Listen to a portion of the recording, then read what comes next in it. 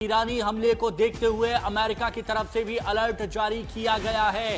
ये जानकारी आपको दे दें, कतर में हमले से बचने को लेकर तैयारियों के लिए यूएस एम्बेसी की तरफ से भी ये अलर्ट जारी किया गया है। तो अमेरिका अब अलर्ट जारी कर चुका है। ये भी बड़ी खबर आपको बता रहे हैं। कतर में हमले से बचने के लिए अमेरिका की तैयारी है और यह स्पष्ट कह दिया गया है, सभी लोगों से शेल्टर इन प्लेस लागू किया गया है। सभी अमेरिकियों को अगली सूचना तक ऐसा ही करने की सलाह दी गई है अमेरिकी राजनयिकों को।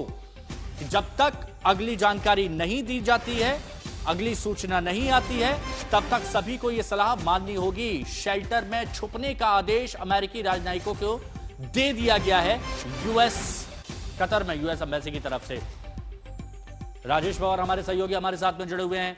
राजेश, ये भी अब देखा जा रहा है कि यूएस की तरफ से अलर्ट जारी कर दिया गया है, तो ये भी सामने आया है कि ईरान मिलिट्री इंटेलिजेंस पर सबसे पहले हमला किया गया इजराइल की तरफ से। जैसा बता रहे थे सुमित कि स्ट्रेटेजिकली उन जगहों को टारगेट किया जा रहा है जहां पर सबसे ज्यादा असर हो ईरान को। देखिए हिमांशु, मैं आपको एक चीज बताना चाहता हूं कि जो कतर है वहां पर सेंट्रल कमांड है जो अमेरिका की, जहां उसका सबसे बड़ा समुद्री बेड़ा है और सबसे बड़ा बेस है मिडिल ईस्ट में। सेंट्रल कमांड का जो हेडक्वार्टर है वो कतर में है और अमेरिका ने आज से 10 दिन पहले ही ये एडवाइजरी जारी कर दी थी कि वहां जितने भी अमेरिकन नागरिक हैं वो वहां से निकल जाएं और ज्यादातर जो जहाजी बेड़ा है वो कतर से बाहर जा चुका है, क्योंकि ऐसा अंदेशा है कि अगर लड़ाई शुरू होगी, जो कि हर हालत में शुरू होनी थी, सबसे पहला जो अमेरिकन जो ईरान का अटैक होगा, मिसाइल अटैक होगा, वो सेंट्रल कमांड के हेडक्वार्टर्स पर होगा जो कतर में है। और जहां उनके जो समुद्री जहाज उपस्थित थे, उनके ऊपर बहुत बड़ा खतरा था क्योंकि वो ईरान की मिसाइल रेंज के अंदर थे। इसलिए अमेरिका ने लगभग 10 दिन पहले ही वहां से अपने ज्यादातर समुद्री बेड़ा वहां से हटा लिया है। और जहां तक नागरिकों को हटाने का सवाल है, अमेरिका ने एक युद्ध स्तर पर पिछले 2 दिन में अपने इजराइल सारे और बिल्कुल एक के बाद एक बड़ी खबर आ रही है और यह भी जानकारी दे दें कि तेहरान में राष्ट्रपति भवन को निशाना बनाया गया है। लेकिन यह भी खबर आ रही है कि ईरान के सुप्रीम लीडर को, खामनेई को सुरक्षित जगह पर भेज दिया गया है। यह बड़ी और अहम जानकारी इस वक्त आपको दे रहे हैं। ईरान के सुप्रीम लीडर खामनेई तेहरान में नहीं है, उन्हें सुरक्षित जगह पर ट्रांसफर कर दिया गया है। यह भी सूत्रों से बड़ी जानकारी इस वक्त आ रही है। तो तेहरान में राष्ट्रपति भवन को भी निशाना बनाया गया। तो समझिए स्ट्रेटेजिकली किस जगह को टारगेट इजराइल कर रहा है। इजराइल ने ईरानी मंत्रालयों को भी टारगेट किया, इसके साथ ही राष्ट्रपति भवन को टारगेट किया गया।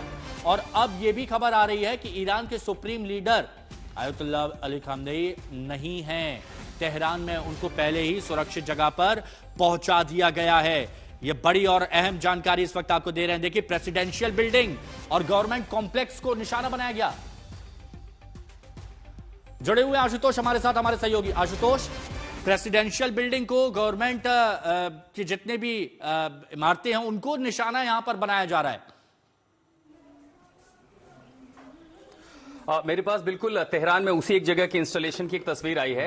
ये क्रिटिकल मिलिट्री इंफ्रास्ट्रक्चर, लेकिन ये इमारत बताती है, अगर ये तस्वीर मैं दिखा पाऊं, कि ये जो इमारत है बिल्कुल यहाँ पर, और अभी जो ये जानकारी आ रही है कि ये संभवतः सिर्फ इजराइल का नहीं बल्कि ये यूएस और इजराइल दोनों का ये टारगेट हो सकता है, दोनों का इलाका हो सकता है। देखिए, पेजेश्किन उनके निशाने पर थे और अगर किसी वॉर में अगर ये देखना कि आपको वहां पर अब बदलाव करना, रिजीम चेंज करना है, तो प्रेसिडेंट सर जाहिर था कि खामनेई को लेकर के लगातार खबरें आ रही थी कि उनको कहीं सुरक्षित जरूर रखा जाएगा और इसी के लिए पेजेश्किन हो सकते हैं संभवतः इसका निशाना कि प्रेसिडेंशियल बिल्डिंग पर लागू किया जाए। उसी के साथ आईआरजीसी के जितने हेडक्वार्टर्स हैं उनको टारगेट किया जाए, उनके जितने मिसाइल बैराज एमिनेशन डेपोज हैं और जहां पर भी बैटरीज हैं, खासकर जो डिफेंसिव बैटरीज हैं, एयर कैपेबिलिटीज को न्यूट्रलाइज करने की क्षमता है, उसको नष्ट किया जाए। और अगर ऐसा है तो जाहिर है इस हमले में अगर अमेरिका का रोल है तो बिल्कुल कतर से भी जो है जहाजों ने उड़ान भरी होगी, क्योंकि मिडिल ईस्ट में हमने देखा पूरा उनका जो जहाजी बेड़ा था वो तैनात था, उनके वॉरशिप वहां पर खड़े थे। और इसी के साथ साथ टेल अवीव पे परसों जो तस्वीरें आई थी कि बॉम्बर प्लेन बड़ी संख्या में इजराइल में वहां खड़े थे, तो पूरी संभावना इस बात की जरूर दिखाई पड़ रही है कि सिर्फ इजराइल का ऑपरेशन नहीं है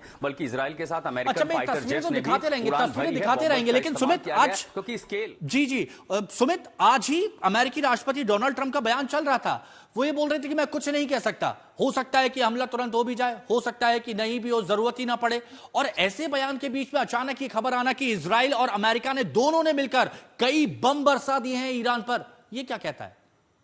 देखिए, बिल्कुल, सबसे पहले तो मैं आपको हिमांशु ये बता दूँ कि अब आपका सबसे बड़ा लेटेस्ट अपडेट ये है कि लगातार मल्टीपल वेव्स में मल्टीपल तरीकों से लगातार अमेरिका और इज़राइल की तरफ से ये अटैक किए जा रहे हैं। जो इनिशियल टारगेट्स हैं, वो करीबन 30 लोकेशन बताई जा रही है, जिनको प्रिलिमिनरी कन्फर्म किया जा रहा है ईरान की सिक्योरिटी फोर्सेस द्वारा, जिसमें ना सिर्फ तेहरान है, तेहरान का ईस्टर्न और सेंट्रल इलाका है, बल्कि कई ऐसे इलाके हैं जो बहुत ज़्यादा आप कह सकते हैं सेंट्रल तेहरान के अंदर आते हैं, जिसमें ना सिर्फ आप कह सकते हैं कि जो आप कह सकते हैं कि जो उनका इंटेलिजेंस हेडक्वार्टर्स है, इसके अलावा जो राष्ट्रपति भवन के आसपास के इलाके हैं, कई ऐसी महत्वपूर्ण बिल्डिंग है जिनको टारगेट किया जा रहा है। अभी क्योंकि हम लगातार बातचीत कर रहे हैं, तो हमें बताया गया कि देखिए कई ऐसी लोकेशंस है जहां पर इस तरीके के अटैक अब भी चल रहे हैं और 2 वेव्स के अंदर ये अटैक किए जा रहे हैं और अभी 30 से ज्यादा ऐसी लोकेशंस है जिनके ऊपर ये अटैक करने की कोशिश की जा रही है। अभी देखना क्या होगा हिमांशु, देखना यह है कि अभी सिर्फ और सिर्फ जब भी ऐसे अटैक होते हैं, तब हमेशा से डिफेंस जो फोर्सेज होती है, वो डिफेंसिव गार्ड में आ जाती है। यानी वो लगातार उनकी कोशिश ये होती है कि रिटेलिएट करने से पहले अपनी जो मेजर लोकेशंस है,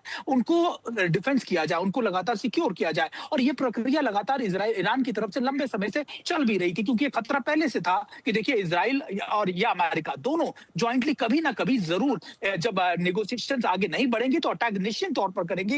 और शायद उसकी तैयारियां ईरान भी लंबे समय से कर रहा था, जो बार बार मैं आपको बता रहा हूं। अब उसमें क्या था, उसमें सबसे दूसरी इंपॉर्टेंट बात ये थी कि कौन कौन से मिलिट्री इंस्टॉलेशन या फिर आप कह सकते हैं क्लासिफाइड लोकेशन हो सकते हैं जिनको टारगेट कर सकते हैं। निश्चित तौर पर सुप्रीम लीडर उनके टारगेट पे थे, क्योंकि रिजिम चेंज की बात कर रहे थे इजराइल और अमेरिका दोनों। दूसरा सबसे बड़ा टारगेट था राष्ट्रपति भवन हो, IRGC के बड़े कमांड एंड कंट्रोल सेंटर हो, लगातार उनके जो मोबाइल लॉन्चर्स थे, कमांड एंड कंट्रोल सेंटर थे, वो हो। आपको याद होगा कि 2025 में भी जब 12 दिन का संघर्ष हुआ था, तब इजराइल ने सबसे ज्यादा क्या चीजों को नुकसान पहुंचाया था? इजराइल ने सबसे ज्यादा ईरान की एयर डिफेंस सिस्टम्स को नुकसान पहुंचाया था, ताकि अगर इजराइल के विमान अंदर घुसे तो उनको जवाबी कार्रवाई देने के लिए ईरान के पास कोई ऐसी पुख्ता चीजें ना हो। और शायद इसी वजह से दोबारा से उसी तरीके के अटैक किए जा रहे हैं। लेकिन इस बार अटैक करने की जो प्रक्रिया है, उसमें निश्चित तौर पर कई चीजें महत्वपूर्ण है, जिसमें उनकी जो बैलिस्टिक मिसाइलों की जो बैटरीज है, वो भी शामिल है। और यही वजह अगर आप देखें तो अभी लंबे समय तक आप कहेंगे कि अभी ईरान की तरफ से क्या किया जाएगा, ये भी देखने वाली बात होगी।